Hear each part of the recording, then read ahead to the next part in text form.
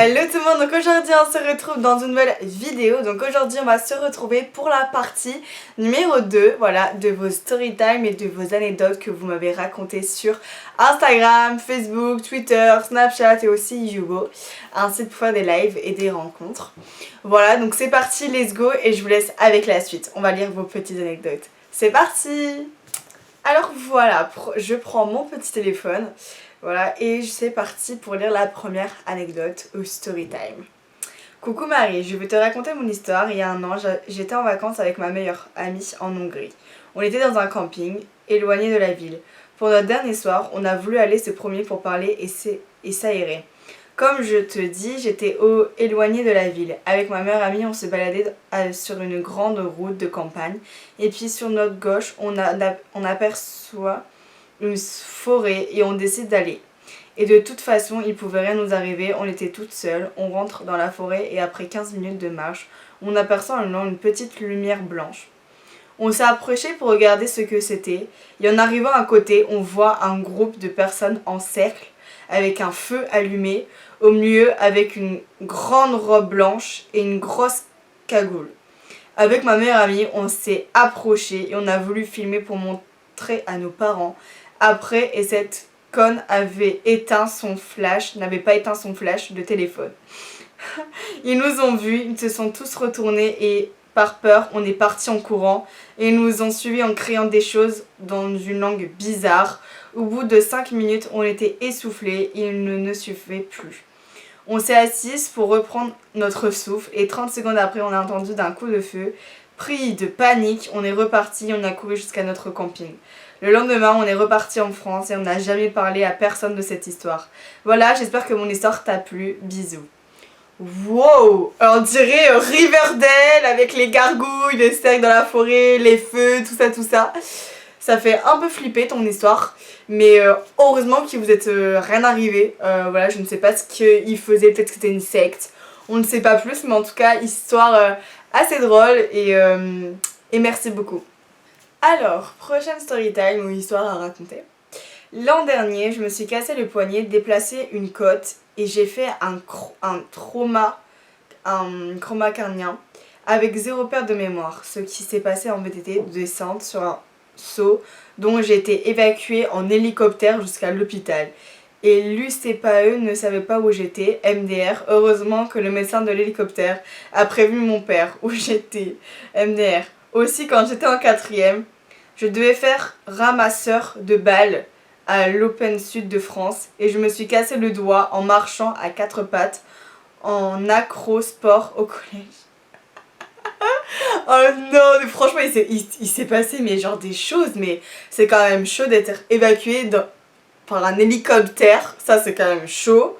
T'as quand même eu un traumatisme crânien, ça va, t'as pas perdu la mémoire, donc heureusement. T'as eu une côte et le poignet cassé, c'est un peu chaud. J'espère que tu t'es remis un peu de tes esprits parce que ça a dû être compliqué à vivre cette chute à vélo. Et tu t'es cassé le dos à 4 pattes en acrosport. Ça arrive souvent, Soit il y en a un, il te marche dessus, t'as 4 pattes, tu fais pas attention. En tout cas, histoire très drôle. Ensuite, histoire un peu flippante aussi comme la première. Alors une fois, j'étais dans un couloir d'immeuble et tous les lumières se sont éteintes d'un coup et j'ai entendu gueuler et je me suis taillée en courant. Non mais ça, des histoires, moi aussi je pourrais vous en raconter plein, des histoires comme ça. Justement, est-ce que vous croyez aux esprits, à tout ça, les fantômes, etc. Si vous avez déjà eu des sensations de paranormal, etc. N'hésitez pas à m'en parler, j'aime beaucoup lire ça, même si des fois ça fait flipper. Mais j'aime beaucoup les petites histoires comme ça, donc n'hésitez pas. Alors ensuite, c'est une histoire que je pense que plein de gens... ils ont déjà vécu ça, donc voilà. Et bien sûr, ça reste anonyme. Donc c'est parti. Une fois, j'ai fait des nudes avec une fille, on était tous les deux d'accord. Mais au niveau de la loi, les nudes n'est jamais consenti. Il faut le savoir. Perso, j'en suis pas fière, mais je n'ai jamais partagé ce qu'elle m'a envoyé. Et elle n'a jamais montré les miennes à personne. Perso, je ne suis pas pour en faire, mais si vous devez en faire, il faut être sûr qu'elles ne fuiteront pas, mais c'est pas une bonne chose, je trouve, et demander des nudes ou envoyer à un inconnu, ça se fait pas, c'est dégoûtant. Alors c'est vrai que les nudes c'est un sujet pas tabou, mais genre c'est un sujet enfin que les gens ils en parlent pas vraiment, ils abordent pas. Donc déjà les nudes pour moi, c'est mon avis, ça ne sert strictement à rien. Il y en a ils ont envie de s'amuser, de s'envoyer ça avec leur chérie. Pour moi ça me sert strictement à rien, j'enverrai jamais quoi que ce soit parce que comme il dit, il faut être sûr que ça ne fuite pas. Le monde d'internet, les réseaux sociaux ça va très vite. Surtout si t'as fait une bourde et que ça y est, ça fait le tour des lycées, machin machin, des histoires comme ça j'en ai eu plein. Voilà, c'est pour ça que moi j'en fais pas, comme ça je suis tranquille, j'ai pas de problème avec ça. Et au moins c'est sécurisé et puis voilà, j'en fais pas tout simplement, j'ai envie de vous dire. À quoi ça sert de vous faire des photos pour vous ou même d'en recevoir? Moi j'en reçois, je pense que tout le monde en reçoit, moi je bloque les gens et je leur dis mais arrêtez de faire ça, ça sert strictement à rien. Voilà, donc merci pour ton petit témoignage. Je suis d'accord avec toi, moi je n'ai pas pour en faire non plus. Et c'est ça, je trouve ça dégoûtant de demander à des inconnus, ils sont là. Ouais, c'est pour s'amuser, on se connaît pas, vas-y on se voit des photos. Non en fait, non. Chacun ses goûts, chacun ses façons de penser, mais moi je suis pas d'accord. Les nudes, pas pour moi. Ensuite, une fois on m'a proposé de l'ecstasy, des joints et de l'alcool et j'ai toujours dit non. Et j'en suis très fière et je m'en porte très bien, même mieux qu'ils ont accepté. Alors ça c'est pareil, si on vous propose de fumer un joint, si en soirée ou quoi, allez il y a tes potes qui sont là, ouais allez on fume un petit joint et tout, que tu les vois, en fait te force pas. Commence pas à faire comme eux pour dire de rentrer dans leur bande et ouais je fais comme eux, pas du tout, juste refuse clairement. Moi je ne fumerai pas, j'ai jamais testé, non ça ne m'intéresse pas. Voilà, je ferai toujours attention à ce que je fais, à ce que j'ai dans mon verre, à ce que je bois. Et voilà, pour me garder en bonne santé, voilà, et je trouve ça bien. Voilà, quelqu'un qui a refusé. Il faut savoir dire non, voilà, dans la vie, même si tu as peur de blesser quelqu'un ou quoi que ce soit. Mais tu dis non en fait, c'est tout. Pour ta santé, pour toi, ok, t'as envie de tester. Il y en a, ils disent ouais, c'est pour s'amuser et tout. Je suis désolée, il y a d'autres façons de s'amuser dans la vie. Voilà, tout simplement. Ce que j'avais à dire. Ensuite, du coup, l'histoire, on était en voyage de classe en Écosse. J'étais en 3ème. Le dernier jour, avec mon meilleur pote, on voulait des glaces. Du coup, on s'est séparés en petits groupes pour en trouver plus vite. Au final, on n'en trouve pas et on voit revenir le petit groupe avec lui en fou rire total. On leur demande qu'est-ce qui s'est passé. Ils nous disent qu'ils cherchaient un endroit pour boire un coca et qu'il était rentré dans un pub. Une fois dans le pub, tout le monde les a regardés. Il y avait que des grands mecs costauds et barbus qui prenaient des bières. Et ils sont arrivés au comptoir et ils ont demandé un coca. Mais dans ce pub, ils vendaient que de l'alcool. Et du coup, ils se sont retrouvés à se faire sortir. Oh non, mais c'est quoi ces histoires? Ils voulaient juste un coca et le bar, le pub, genre ils ont refusé de les servir. Pas... Mais non, mais ça dépend des pays. Voilà, là c'était en Écosse. Ça dépend des pays, ça dépend si vous allez dans un bar. C'est vrai qu'il y en a, ils vont vous regarder chelou si vous commandez un coca. Mais bon, c'est comme ça, hein, vous commandez ce que vous voulez. Comme je dis, l'alcool, ne faut pas en abuser. Voilà, on boit avec modération. Voilà, donc très bonne histoire, assez drôle. Donc, alors là, c'est une histoire assez longue, voilà. En gros, j'étais en soirée chez ma grand-mère, dans un petit village où tout le monde se connaît. Et elle me dit, bah tiens, ici, il y a un jeune de ton âge, va chez lui, il est sympa, tout ça. J'y vais, ça se passe plutôt bien, il me propose d'aller à une usine désinfectée, où ils vont souvent avec ses amis. La soirée se passe bien, il y a de l'alcool, de la musique, et on est une quinzaine. Mais je ne bois pas. Et puis on décide de sortir dans le village, un de ses amis que j'apprécie, met de la musique assez fort. Jusqu'à là, aucun problème. Mais d'un seul coup, tout bascule. On entend une sonnerie de police et vu que certains avaient un peu d'alcool, ils se mettaient à courir. Moi, ne connaissais pas le village, je décide de courir avec eux. Nous arrivons à nous cacher dans un jardin, mais le problème c'est que les appris par la suite, ce jardin, c'était celui d'une personne psychophrène. Nous entendons la porte et je suis plus proche de tout de suite. Je me lève et je lui explique que nous sommes fait poursuivre par plusieurs personnes et qui voulaient nous frapper. Le problème c'est que c'était pas forcément crédible. Quand 15 personnes rigolent et qui se cachent ensemble, il commence à s'énerver. Il nous dit de dégager en nous poussant violemment au sol. Malheureusement, étant plutôt énervée, je m'énerve et je vais vers lui pour faire de même. Un des personnes présentes à la soirée me retient et je le repousse en lui disant de rentrer dans sa maison et qu'on allait repartir de ce qu'on commençait à faire 5 minutes plus tard. Nous repassons devant la maison et décide de regarder la grande allée qui menait à sa porte. Venait à sa main, portant-nous, le voyons sortir en courant vers nous avec une machette ou une hache à la main. Je sais pas trop ce que c'était sur le coup, mais je n'ai pas forcément cherché à comprendre. J'ai crié aussi fort que je pouvais, barrez-vous. Nous sommes partis en courant, mais ça aurait été trop simple si c'était arrêté là. Nous croyons la police et décidions de leur expliquer, décider d'y aller, mais demander à des personnes dont mes amis demandent si je peux venir avec eux pour ne pas être séparés de lui. J'accepte et nous voyons leur expliquer tout, disent que nous n'avions rien à faire là et qu'il fallait pas partir en courant comme ça car ça aurait pu être plus grave que ça. Ils ont quand même vérifié si l'homme était rentré, puis on a contrôlé tous nos papiers, nous n'avions pas sur nous, donc nous avons dû appeler nos parents. Et pour ma part, expliquons tout nous. Pour ma part, ma grand-mère, qui m'avait d'ailleurs bien engueulée, et nous sommes rentrés, je suis restée encore 10 jours avant de partir, mais visiblement aucun parent ne voulait qu'on le refasse de soirée. Waouh! Waouh! C'est quoi ces histoires? Vous avez été dans une maison où genre c'était un mec il était psychophrène, genre c'est chaud ça par contre. Il arrivait avec une machette derrière vous, ça fait un peu flipper. Heureusement qu'il y avait la police même si vous avez expliqué tout ça, mais c'est vrai, faites attention toujours où vous allez avec vos soirées, vos potes.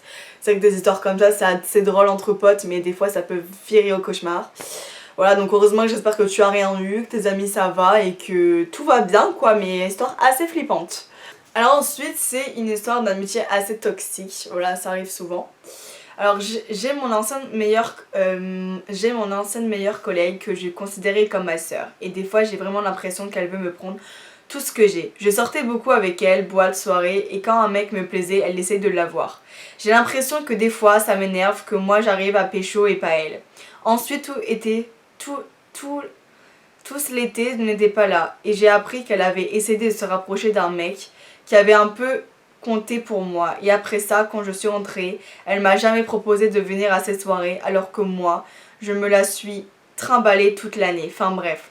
Au lycée, elle a eu de gros problèmes avec tout le monde. Elle avait pratiquement pas d'amis sauf moi, qui la défendait coûte que coûte. Et maintenant, tous ces problèmes se sont arrangés, elle se soucie plus de moi. Et maintenant, elle pense clairement plus à pécho et à plaire que de se préoccuper de ses amis. Surtout que j'ai vraiment été là pour elle. Souvent le midi, elle avait pas assez de thunes pour se payer à manger et moi je lui payais ce qui me posait aucun problème. Mais j'ai de plus en plus l'impression qu'elle se servait juste de moi. Écoutez, des amis comme ça qui en profitent de votre argent, de vous parce que vous êtes une fille, vous donnez tout, voilà, vous êtes entière, vous partagez tout. Ça arrive souvent, j'ai envie de vous dire. Voilà, où des gens profitent de vous, ne pensent pas à vous, voilà, ne vous remercient pas. Des gens qui sont pas reconnaissants de ce que vous avez fait pour vous, pour eux. Ça existe, malheureusement. Moi, j'en ai plein dans mon entourage qui se sont servis de moi. Voilà, et que j'ai eu du mal à passer, mais après c'est une page qui se tourne et des amis, je pense que tu vas en trouver plein d'autres et qui seront là pour toi quand ça va pas et qui vont pas venir te raqueter. Voilà, toi t'es trop gentil en fait, tout simplement trop gentil et trop naïf et c'est parce que t'es comme tu es et malheureusement il y a des gens mal intentionnés qui sont là pour profiter de ça et ça arrive souvent, j'ai envie de dire, c'est la vie, mais ne t'inquiète pas, un jour la retourne. Ensuite là on va parler d'une petite histoire d'une personne qui est malade, voilà, qui a été malade. En gros j'étais en maternelle, j'avais des bleus sur tout mon corps et quand mes parents me déposaient à l'école, la directrice pensait qu'on me frappait et mes parents quand ils venaient me chercher à l'école, ils pensaient qu'on me frappait et qu'on me poussait par terre. Donc la directrice a pris rendez-vous avec mes parents pour leur demander si je me faisais frapper et mes parents pareil, demandent à la directrice, je me faisais frapper à l'école. Ils ont tous répondu non, donc ils ont pris une décision. Donc la directrice me surveillait dans la cour et un jour mes parents découvrent que j'avais des bleus dans la bouche, sur mon crâne et et que m'ont tout de suite déposée à l'hôpital. Et on a dit que j'avais une maladie, je sais plus comment elle s'appelle, mais j'ai passé beaucoup de temps à l'hôpital. La maladie s'appelle purpura thrombomépénique idiopathique. Oula, ça a l'air d'être un truc grave compliqué. Bah en gros cette maladie, on sait pas comment c'est fait, mais pour ça qu'il y a idiopathique parce qu'on sait pas. Mais on a des bleus partout, même dans la bouche, parfois. Ah oui, c'est une maladie assez spéciale, écoute, je ne connaissais absolument pas. Je découvre une maladie, mais c'est vrai que ça a dû être assez flippant parce que je comprends que la directrice et tes parents se posent des questions si t'as des bleus partout, que tu te fasses frapper ou harceler, etc. Donc c'est quand même grave.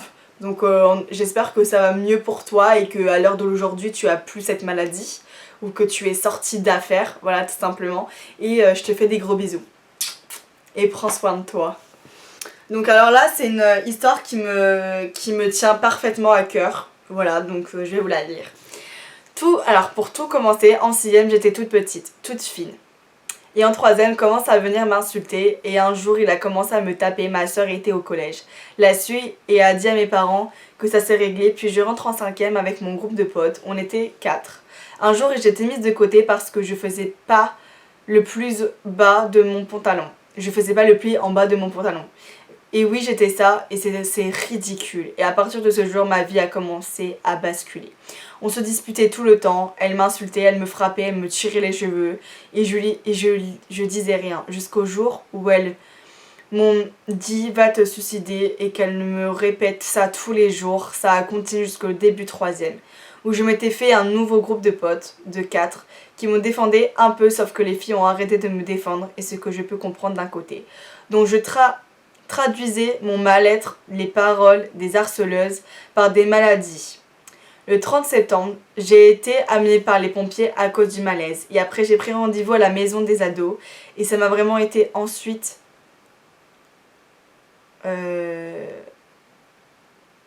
Ensuite, groupe de potes s'est transformé en harceleuse. Après qu'elle m'interdisait d'aller à Auchan avec d'autres filles, oui, encore une fois, c'est ridicule, je me suis réfugiée dans la nourriture. Et 1 an après, j'ai pris 30 kilos et 10 cm. Le confinement a bien tombé et là, je n'ai jamais revu ces filles et par chance, je vais pas dans le même lycée qu'elles. Mais j'ai un message à faire passer. Parlez-en à vos proches, vos amis, vos parents ou qui ne soient pas... ou des gens extérieurs, mais ne restez pas seuls. PS, j'adore, continue comme ça, bisous. Waouh, cette histoire. C'est vraiment malheureux quand t'as des gens qui sont méchants, qui critiquent, Moi, je suis passée par ça aussi, cette catégorie de harcèlement moral et physique. Je pense que la plupart des gens l'ont vécu. Et c'est un dur moment à passer et c'est vrai qu'il faut pas rester seul. Je sais que pour ceux qui se font harceler, c'est très dur d'en parler. À ses parents, à sa mère, à qui que ce soit, là t'as bien fait d'aller voir les trucs de ados. Voilà, comme ça ils ont pu t'aider, tout ça. T'as essayé d'en parler, voilà, même si c'est compliqué, voilà. Ok, t'as pris du poids, c'est normal. C'est normal, t'as pris du poids, c'est comme ça. Par contre, c'était là derrière ton dos à dire suicide-toi, c'est chaud par contre. Ça, malheureusement, ça arrive dans la vie et ça me tient fortement à cœur. Donc, juste s'il vous plaît, je parle aux harceleurs ou des gens qui critiquent les gens derrière leurs écrans. C'est tellement facile. Juste, regardez-vous, arrêtez de critiquer qui que ce soit. Voilà, parce que vous ne savez pas le passé qu'elle a vécu, tout ce qu'elle a vécu. Donc arrêtez ça, ça ne sert strictement à rien, à part faire blesser une personne. Et il y a beaucoup de gens qui sont morts, des jeunes filles, des garçons qui se suicident à cause du harcèlement. Alors s'il vous plaît, arrêtez ça. Il faut arrêter ça. Juste, n'essayez pas de critiquer, arrêtez, juste taisez-vous, ne dites rien. Ça sera mieux comme ça. Donc stop, arrêtez s'il vous plaît et non au harcèlement. Et parlez-en et restez pas seul. Voilà le petit message qui me faisait chaud au cœur à partager avec vous. Et merci beaucoup à cette fille d'avoir d'avoir écrit et d'avoir raconté cette histoire, même si c'est pas facile, ça je suppose. Et pour ça, je te donne tout mon soutien et je te fais des gros bisous. Et maintenant, je vois que ça va beaucoup mieux et heureusement qu'elles sont pas dans le même lycée que toi. Et voilà, j'espère que tu trouveras de bons amis et que ça ira pour toi et je te fais des bisous. Bisous! Donc voilà, donc c'est déjà la fin de cette vidéo. Voilà, j'espère que ça vous aura plu. Moi en tout cas, j'ai adoré lire vos petits story time ou histoires. Voilà, tout simplement. Je pense que je continuerai sur ce thème-là avec d'autres sujets à aborder, quoi que ce soit. Et ça m'a fait grave plaisir de parler de certains sujets qui sont assez tabous. Genre l'alcool, le harcèlement, les nudes, tout ça, tout ça. Sinon n'hésitez pas à liker, à vous abonner bien sûr, à faire partie de la Marie Beauty Family. Voilà, et je vous fais des gros bisous et je vous dis bonne rentrée à tous. Bisous!